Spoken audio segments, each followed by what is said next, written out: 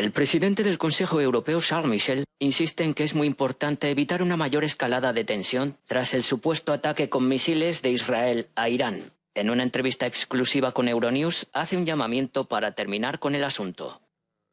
It is very important to avoid any further escalation. We condemn Iran for this attack against Israel a few days ago, but now it is very important to work with the countries in the region to try to provide more stability.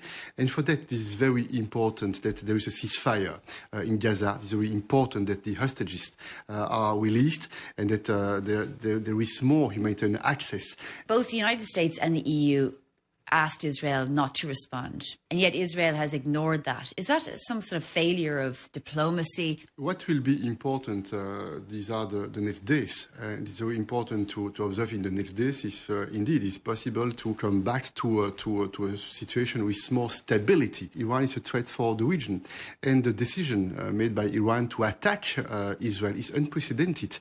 Iran is isolated, and it's very important that Iran is isolated, and that's why we've decided to put in place sanctions against Iran, and it's also very important to end the crisis in Gaza as soon as possible, and that's why we call on Israel to exercise restraint on the one hand, but also to put in place a ceasefire and not to enter into Rafah. Because Itamar Ben-Gvir, the Israeli securities minister, tweeted today something essentially saying that the attack was, minor. It's clear that there are members of the Israeli cabinet who would like to see Israel go much further. He also tweeted that we should end the principle of proportionality when it comes to Israel's enemies. So are you fearful that Israel has not finished the job? There is a political debate, I suppose, within the government in Israel. This is a coalition, and they have discussions, and they are making choices. But this is our responsibility, because we are friends of Israel, to the United States, to give advice and to tell them what we think. What do you see is going to happen over the next few days? I sincerely hope that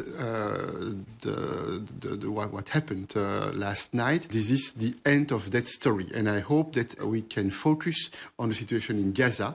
And you mentioned Gaza a few times there. Antonio Guterres is saying that Gaza is essentially a hellscape. There are children having their arms and legs amputated with no anaesthetic. We've seen women having C-sections with no anaesthetic, children screaming in hospitals of starvation, and yet no condemnation for what's happening to those innocent civilians in Gaza from the EU. On the EU side, you are extremely clear and extremely vocal. And I want to repeat, we do not accept double standards. And each civilian life matters.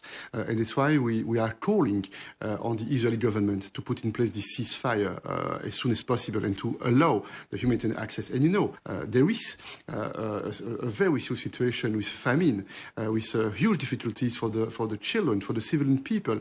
And this is not acceptable.